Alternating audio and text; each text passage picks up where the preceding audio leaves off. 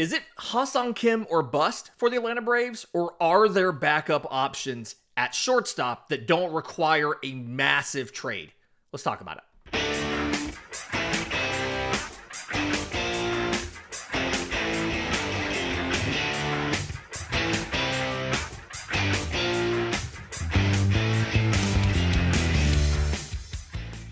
Yes, welcome on into Braves Today for Monday, November 17th.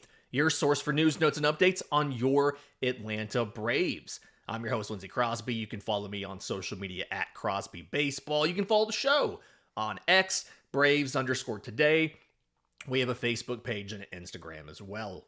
Also a Discord. That's new. Links in the episode description, links in the show notes. You can find all of my written work, bravestoday.com. That's the Braves Today Substack, as this is both a podcast and a newsletter. We're proudly part of the Believe Podcast Network and presented to you by FanDuel. I tell you, the MLB odds keep getting worse for Atlanta. They are now down to plus 2,200 to win the World Series, which actually has them tied with the Chicago Cubs and Milwaukee Brewers. So they are dropping down the board. The National League board is now Dodgers, Phillies, Mets, Padres, and then in a tie, Cubs, Braves, and Brewers. Don't quite know exactly what's going on there, but hopefully some of that's just a little bit of early movement for other teams and nothing to actually do with Atlanta. If you're ready to get started, FanDuel.com or download the FanDuel app today. Braves have to make some Rule 5 protection decisions tomorrow. We're going to break that down in the third segment. The prospects they're going to keep and the prospects they're not afraid to expose to the Rule 5 draft, which will be this December at the winter meetings.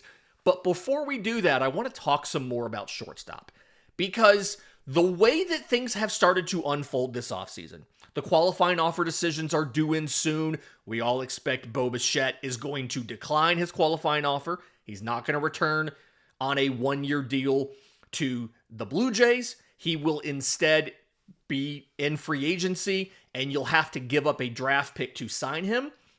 The fact that he will decline that qualifying offer likely means that will be the end of Atlanta's potential pursuit of Bichette. Not only does he have injury concerns, right? He's had multiple lower body injuries in the last few seasons. They've all been soft tissue injuries. It's not like Ozzie Albies where he's been hurt a lot, but it's all like broken bones. Like his bones were broken. Play at second base, getting hit by a pitch, getting hit by a foul ball. This is Bichette's body just deciding to stop working in a lower body, right? Knee, calf, all that kind of stuff. Not only that, he's defensively not very good at short, and we know the Braves prioritize defense up the middle, catcher, shortstop, center field, and he's expected to be both a long contract and expensive contract. So it really feels like Atlanta's offseason plan at shortstop, and we know that's their priority. Alex Anthopoulos told us at the GM meetings that shortstop and starting pitcher are the main foci, the main focus for the front office right now. They know they have to get to the bullpen. They're going to get to that a little bit later in winter. Most relievers don't sign until a little bit later in the winter anyway, unless it's a massive contract. Josh Hader was with the Astros, like Edwin Diaz will be, whether he goes back to the Mets or somewhere else, whatever. But it really feels like it's Ha-Seong Kim or bust. And everything's kind of proceeded the way the Braves thought it was going to. They brought in Ha-Seong Kim off of waivers. And this was something where they knew he wasn't, or that he could potentially not pick up his player option, right? $16 million if he were going to pick it up. He did not. And so the partial year of Ha-Seong Kim that the Braves paid for was, in essence, a recruiting visit. The Rays paid, I think it was $11.1 million of his $13 million salary in 2025. So Atlanta paid just under $2 million for a recruiting visit. And everything we know about how that went, apparently it was good. Korean media talking to Alex Anthopoulos at the GM meetings, writing their own stories from Ha-Seong Kim when he landed back in Korea. He enjoyed his time in Atlanta. He enjoyed the clubhouse, he enjoyed the area, he enjoyed the team, and he would not mind coming back. But it's not as simple as this is the suggested contract, sign him to it. Because we have to remember, and this is something I feel like some people maybe misdirect the anger or the frustration here. Ha-Seong Kim switched to Scott Boras for a reason. His agent is Scott Boras, and guys don't choose Scott Boras because they intend to sign early and to give discounts in free agency. He switched to Scott Boras in 2024 because he knew he was heading to free agency and he wanted to get paid. And so it's exactly what Alex Anthopoulos talked about, that all things being equal, Atlanta should be able to break a tie for Ha-Seong Kim because he's familiar with the organization. He's familiar with the clubhouse. His friend Jurickson Profar plays here. He's familiar with the area, with the city, all of that stuff. You've taken care of the tiebreakers, but you still have to get the contract right. And the hard part about this is we don't know what is most important to Ha-Seong Kim. Is it the length of the deal? I mean, 2026 will be his age 30 season. Is he looking for a 5 or 6 year deal that's realistically the last one he will get? He might have, if he stays healthy and stays productive, he may get some like smaller 1 or 2 year deals after that. But does he want the 5 or 6 year deal here? Does he want a large overall dollar figure? Does he want a high average annual figure, right? The shorter the deal is, the more money you can normally get per year. Alex Bregman signed for $40 million a year for 3 years with the Red Sox, and that was before the money was deferred. It actually came out to less than that with the deferrals. But does the AAV matter? Does the length matter? Does the overall dollar amount matter? Does the ability to opt out and go back to free agency after 2025, if he has a good year, is that the most important thing? Because until we know some of that stuff, it's really hard to figure out, will Atlanta sign him? They can sign him. Like, there is a dollar amount right now that you can pick the phone up and call Scott Boras and say, we will give you this amount for this many years right now if Ha-Seong Kim puts pen to paper by Wednesday. But that amount is, it's kind of like if you're on eBay and you're trying to buy something in the auction, they have a buy now price. And the buy now price is way above where you are in the auction. You can guarantee you get the item by hitting the buy now price. The buy now for Ha-Seong Kim is probably 5 years, $100 million. For him to just fly back from Korea today and sign is probably 5 for 100. Could that be where it ends up anyway? Maybe. We don't really know. Could it be shorter but more money per year? Could it be longer but less money per year? Could it be that length but there's an opt-out after year 2, which famously the Braves don't do player options or opt-outs. They don't do deferred money. They don't do no trade clauses. You can earn your own. 10 years in the league, 5 with the same team, you will earn a no trade clause. Marcell Ozuna earned one for 2025. But they don't, Atlanta doesn't give out all of that stuff that Scott Boras tries to get in these deals. So, can they sign Ha-Seong Kim? Yes. They have the money. They have the playing time. They have whatever they need to sign Ha-Seong Kim. But do you give him what he is looking for, and how far out of the team's comfort zone do you go? I'm the type of person at this point, after really 3 years of kind of punting at the shortstop position, 2.5 arguably. Orlando Arcia in the first half of 23 made it look like it was a good idea. The whole thing of, him coming in, batting ninth, and he made it look like it was a good idea. And then ever since then, it's not worked. I am of the opinion that you go a little bit irrational to sign Ha-Seong Kim. Not everybody is. And the thing about Atlanta, and I want everybody to kind of remember this. Yes, Terry McGurk said top 5 payroll. They want to get to a top 5 payroll.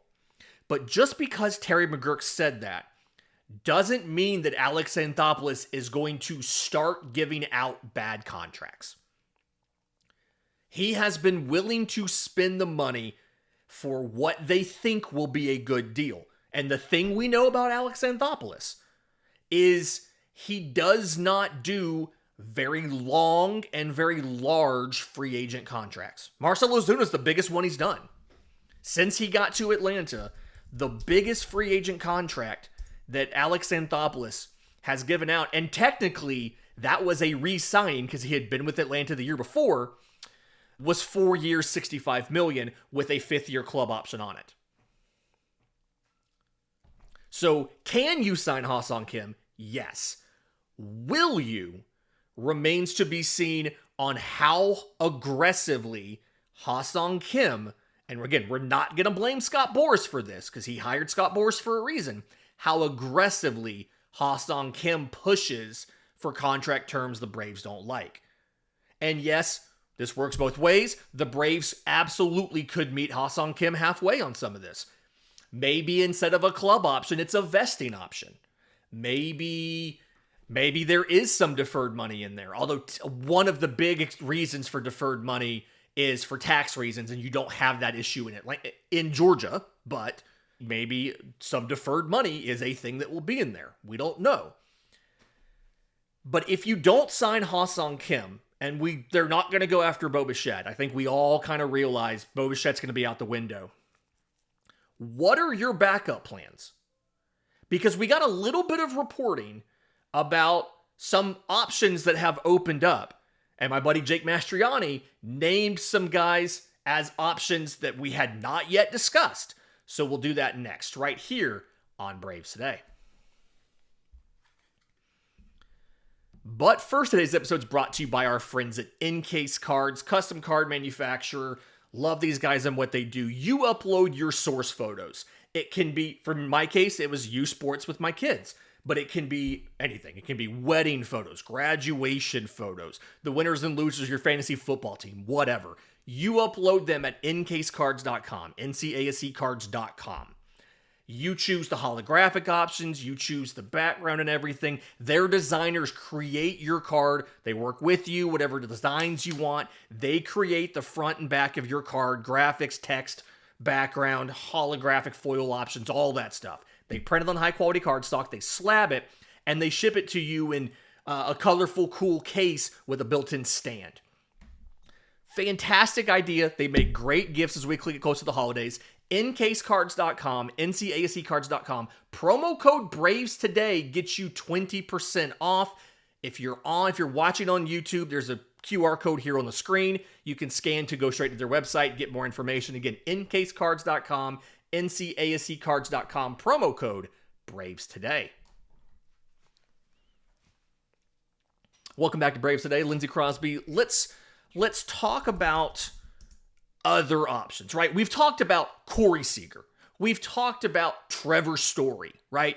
Getting the major league guys who have been doing this at a high level for multiple years. I think Corey Seager is very clearly and obviously the number one option via trade. I think we would all, yes, you've got money stuff to work out. He's making like $31.5 million. It's a long deal. But I think we would all agree the Rangers cutting money, Corey Seager is the number one option. Trevor Story's kind of a fallback, not my preferred choice, but you could always do that as well. On here previously, we talked about C.J. Abrams and the likelihood that they would or would not move him within the division. We will see what Paul Taboni is willing to do now that he's in charge in Washington. We don't really have a track record of his trades. We do know that Peter Bendix with the Marlins is not afraid to make a trade in the division. He traded Jesus Luzardo to the Phillies last offseason. Listener Troy sent me an email with the proposal of the Braves getting both Sandy Alcantara and reliever Anthony Bender and shortstop Otto Lopez from the Marlins for a 4 to 5 player package. Bryce Elder to give them a starter, Nacho Alvarez to give them another infielder, Didier Fuentes as the top prospect in the deal, shortstop Jose Perdomo. I don't know if they have a lot of interest in Perdomo, but maybe he is some sort of change of scenery candidate. And then one more player in that mid prospect range. I think it would have to be somebody pretty appealing, but maybe Otto Lopez could be a trade candidate. I don't know if he is a first division starter on a World Series contender, right? He hit 246 with a 672 OPS last year for Miami. I will say, though, 15 stolen bases, 15 home runs. You could do a lot worse than Otto Lopez at shortstop for a year or two until you get one of your players ready. It's not a terrible fallback plan. I do think the package has to be a little more impressive than the suggestion that we got, but maybe that's a fallback. We also got a report out of Arizona per Steve Gilbert, who is the Diamondbacks beat writer for MLB.com. The Diamondbacks are open to trading either Jordan Lawler or outfielder Ryan Waldschmidt, one of their top prospects, for major league starting pitching. I retweeted that with a note on it. I want to say it was on Saturday night. And a lot of people are like, hey, we don't have major league pitching to spare. We technically do. The question would be, would they accept it or not? You probably would have to... A Jordan Lawler deal, I think, would be preferable to a lot of the other options that have been thrown out there. You would have to hope that Bryce Elder plus a prospect or two that could debut in 2026 or pitch in 2026 in the majors would be a good enough package. I do think you'd have competition here. I don't know if you'd be able to get the deal done or not. But would Bryce Elder, Didier Fuentes, Owen Murphy for Jordan Lawler and a reliever, would that be a good enough package? I don't know. It feels like it should be a good enough package, but it's not just in a vacuum, is this a good enough package? It's, is this a good enough package versus what the other teams who are in on the same player can offer? And that's where Atlanta typically struggles, is beating other teams in trade discussions. So really kind of curious what would happen there if that were to go through. But we also got a couple interesting names from my buddy Jake Mastriani, talking on Locked On Braves last week. He mentioned 3 guys that we have not discussed in this whole pursuit. Okay. Jake talked about Edwin Arroyo, prospect for the Reds. Jake talked about Denzer Guzman, prospect for the Angels, who did debut last year. And he talked about Jordan Westburg, the third baseman of the Orioles. So Arroyo is the least experienced. He spent all of 2025 with AA Chattanooga, the Lookouts, 120 games. High contact, power wasn't necessarily that great. Hit 284 with a 345 on base, was 40 walks in 120 games, so 1 every 3 games. And a 371 slug. He had 3 home runs in 520 plate appearances. I think it's very clear that was his first full season in Chattanooga. He got 4 games in 23, and he missed the entirety of 2024. Just did not play. He got some time in the Arizona Fall League, but no regular minor league games. So defensively, I mean, he's a good shortstop. I trust Jake on this. It's literally in his Twitter name, @shortstopball. But I do think he would not be ready to be your shortstop in 2026. I don't hate the idea of getting Edwin Arroyo, and I think there's a path there. They want to shed some of the money for Brady Singer. He's projected for a $12 million salary in arbitration, and there's talk about he's the most expensive and least controllable pitcher on the staff, so they may move him. They're not going to move Hunter Green. They've said that. They're not going to move Andrew Abbott, Nick Lodolo. Chase Burns just debuted. Chase Petty just debuted. Rhett Lauder is going to debut. They've got plenty of options. You could maybe see a package deal where it's both Brady Singer and Edwin Arroyo. Again, I don't know what the major league compensation is, and that's the problem. They're looking for outfielders. They're looking for more punch in the lineup. And I don't know how you make that deal with what Atlanta currently has. It's not like you have a hotshot outfielder in AAA waiting to debut. Unless you're trying to move Jerks and Profar, I don't really see how you would make that deal. But I do think if you make some sort of deal, Edwin Arroyo is definitely a piece you could get back. Honestly, I'd love to see if they would give up Matt McClain. Everybody I've talked to with the Reds, who cover the Reds, who are around the Reds, they're still probably a year away from giving up on Matt McClain. But I would rather do something like that. Denzer Guzman is a really interesting name. He got like 42 at-bats in the majors last year, went 8 for 42. Of those 8 hits, 2 of them were homers. But he hit like 190. He is incredibly inexperienced. It's LA. They called him up straight from AA. He's very young. It was a little bit early, but he good frame. He's like 6'1", 190. Should be able to stay at shortstop as at least average to above average defender, and has the potential to grow into more. I'm not opposed to a guy like Denzer Guzman. He was 21 years old last year. Another situation where there's an adjustment period, and he's just not. He's had a grand total of 43 major league plate appearances. He is not anywhere near even starting that adjustment curve. So you've got to you're going to go through growing pains, good and bad, with him as he acclimates to the majors. The most experienced of these options is Jordan Westburg. He's been in the majors for 3 years. He's got 260 games and 1,000+ plate appearances under his belt. He's played mostly third for Baltimore, some second, some short. He's hit .264 in his major league career, .456 slug, .768 OPS, 38 career homers, 11 for 17 on stolen bases.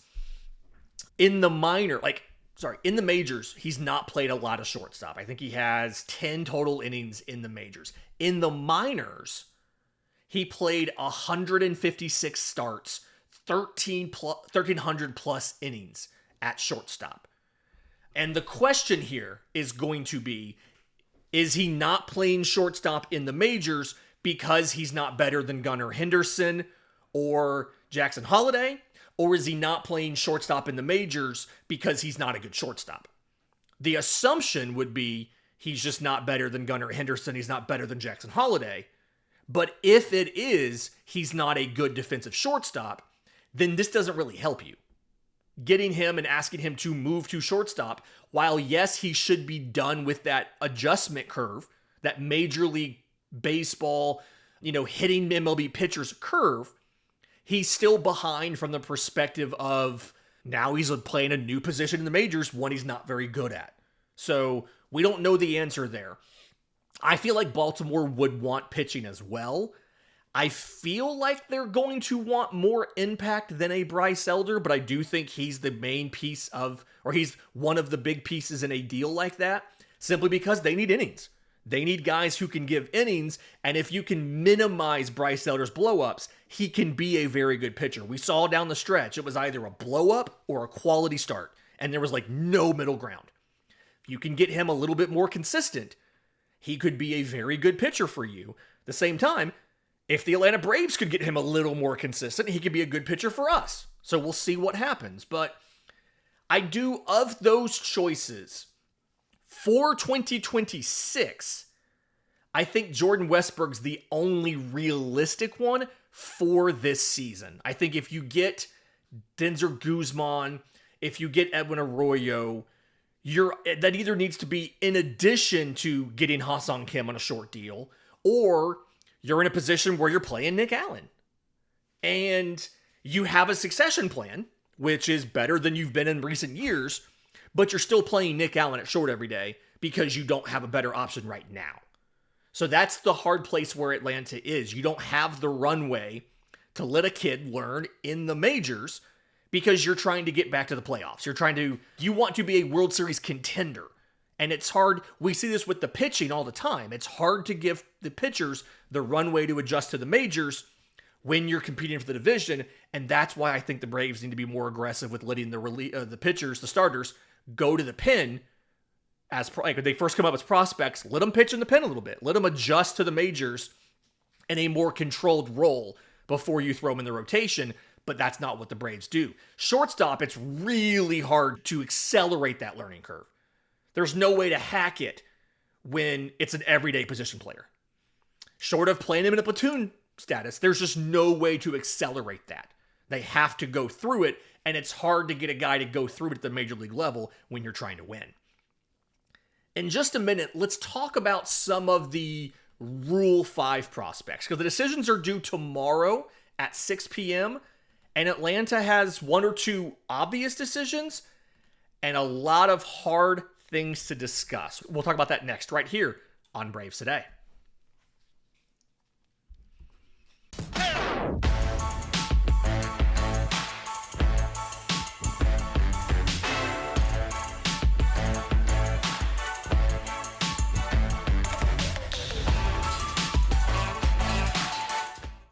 Final segment of Braves Today, Lindsay Crosby. Let's talk about the Rule 5 draft. Okay, for the first time in Alex Anthopoulos' Atlanta tenure, the Braves took multiple players last year.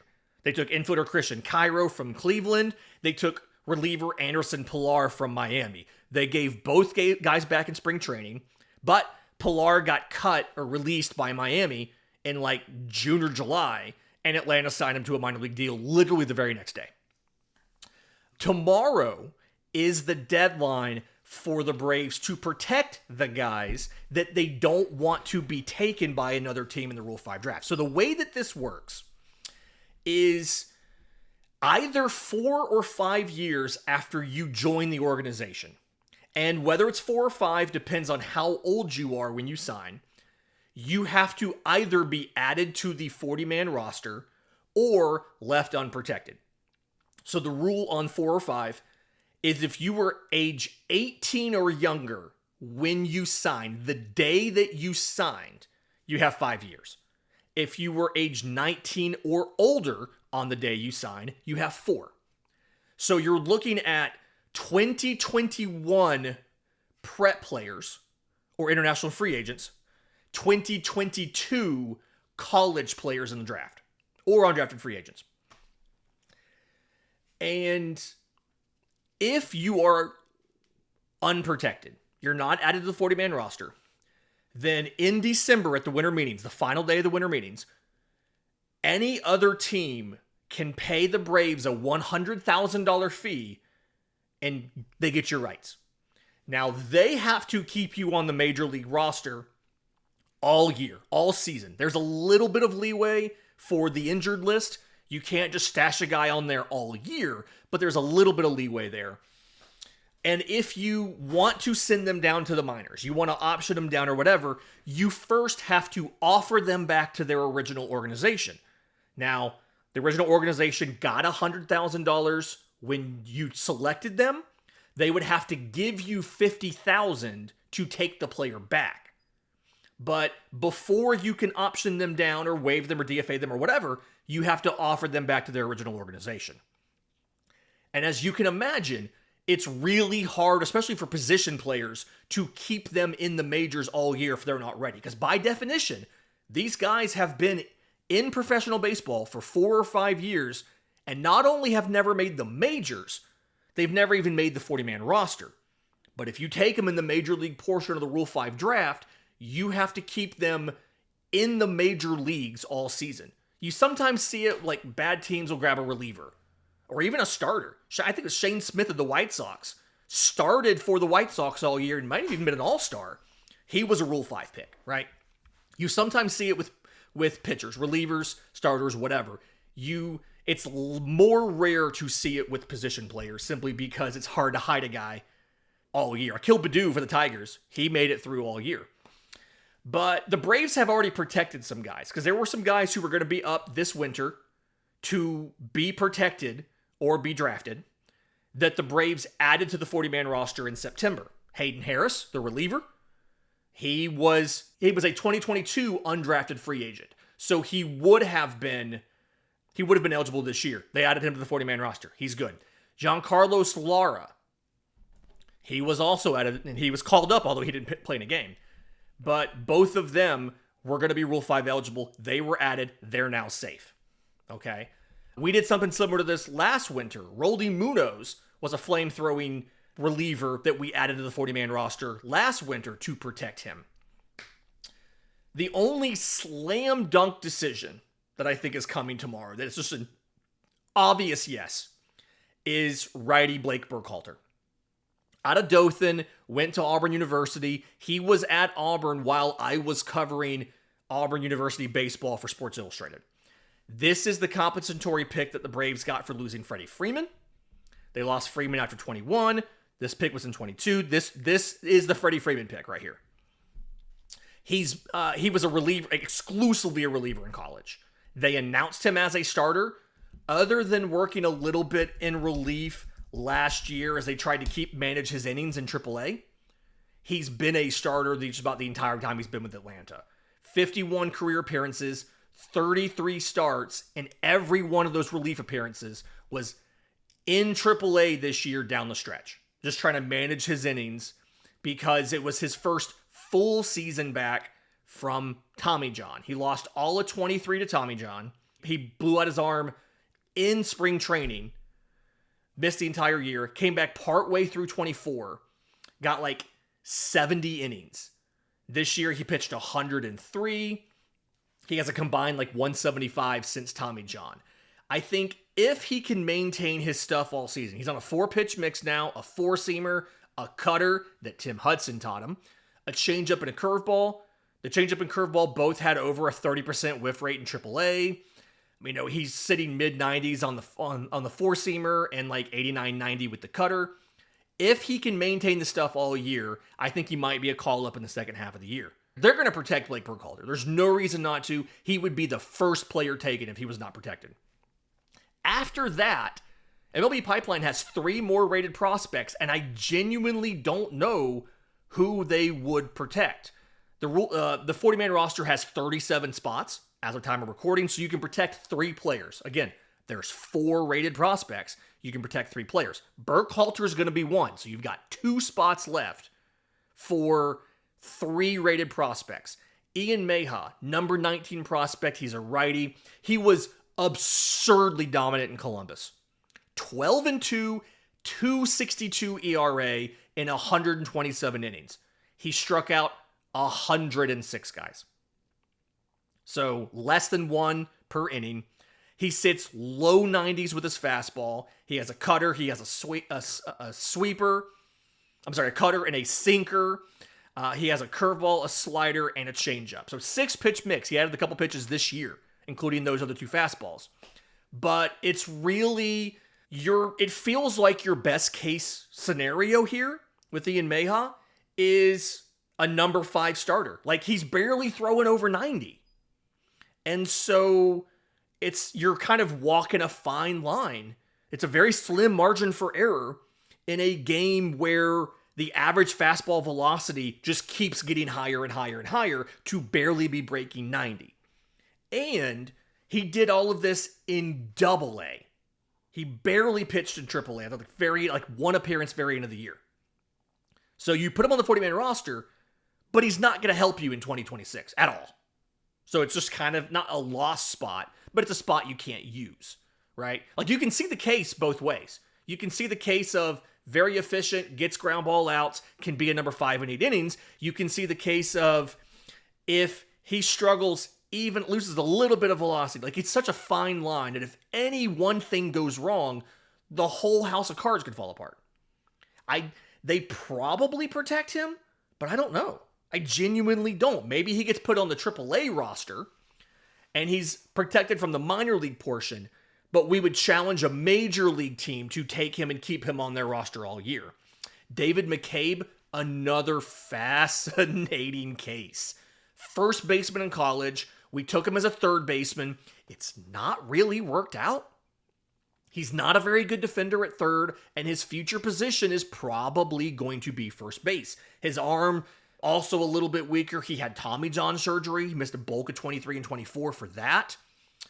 But last year in Columbus, he hit 286 in 105 games. He was almost exclusively a third baseman for them. When they called him up to Gwinnett, he was almost exclusively a first baseman. He doesn't hit for a lot of power. It's really like a contact on-base profile, which is very atypical for first base. Plus in Atlanta, you have Austin Riley at third and Matt Olson at first, and both of those guys are signed for quite a number of years from now. So unless you're looking for a power deficient DH and a guy who can back up both spots, really feels like he doesn't have a fit in Atlanta. Do they protect him? Do they just do the minor league, the AAA roster, and protect him from the minor league portion? I don't know. The third rated prospect, Ellison Joseph.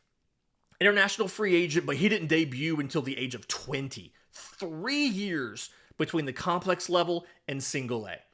He's kind of the same mold as a Giancarlo Lara, as a Rolling Munoz. He could break 100 miles an hour with the heater, misses a lot of bats, misses the strike zone too. He's got a power slider that's fantastic when he knows where it's going. He was Rule 5 eligible last year and they didn't protect him. Right? 4.31 ERA, 39 and 2/3 innings, 41 walks in AA. He's a rated prospect. He's number 30 on MLB Pipeline's list. They probably don't protect him. Can Jeremy Hafner and the new pitching development department, because they got rid of the previous guy who was running that, can they help him throw more strikes so he can be a bullpen piece? We don't know. But like outside of that, a lot of these guys are pretty obviously guys to not be protected. And Boris Tavares was the first real notable international prospect when you got past the John Capella penalties. $1.5 million, debuted stateside in 2022, 213 minor league batting average in his career, 289 games, 464 strikeouts. He's a defense-first middle infielder. Those are guys who are a dime a dozen. You don't protect him. Adam Mayer, 7th-round pick out of Oregon in 2022. He's dealt with injuries. I think he had Tommy John, which delayed his debut in professional baseball. Career ERA of 5. You probably don't protect him. Cedric de Grand Prix missed all of 2024 because of an injury, was back in high A Rome this year, 13 starts, 53 innings, 3.74 ERA. 4 years away from the majors, 4 years after being drafted, he was back in high A this year. You probably don't protect him either. Landon Harper worked as both a reliever and a starter for Columbus this year. 14 starts, the rest of those were relief. He was a 2.37 ERA as a reliever. It was 2 full runs worse as a starter. 38 relief innings, 6 walks. The control was there. Maybe you put him on the AAA roster to save him from the minor league portion, but he doesn't get a major league roster spot. Kevin Kilpatrick, EJ Exposito, you don't protect those guys. It's Blake Burkhalter and then some questions. Do you keep David McCabe? Do you think he can be a major leaguer despite the fact he's not a very good defender and he doesn't hit for power? Do you think that Ian Mayhaw can be a number 5 or a spot starter as a ground ball specialist? A, sinker, slider, kitchen sink kind of guy who doesn't miss a lot of bats, but can efficiently get through innings because he can draw ground balls? I don't know. I'm really curious to see what decisions they make between now and tomorrow at 6 p.m. to decide who are we keeping and who are we exposing to the Rule 5 draft. This has been Braves Today for Monday, November 17th. Do me a favor. If you're listening on audio, 5-star review would be awesome. Apple, Spotify, wherever you get your podcasts. If you're watching on YouTube, subscribe to the channel, hit the notification bell. If you want more Braves talk, we've got this new Discord. It's only been up for a couple days. There are a ton of people in there. I want to say it's at something like 70 people in just 2 or 3 days. Come join us. Links in the episode description, links in the show notes. Lots of great conversation going on every single day. Until next time, this has been Braves Today.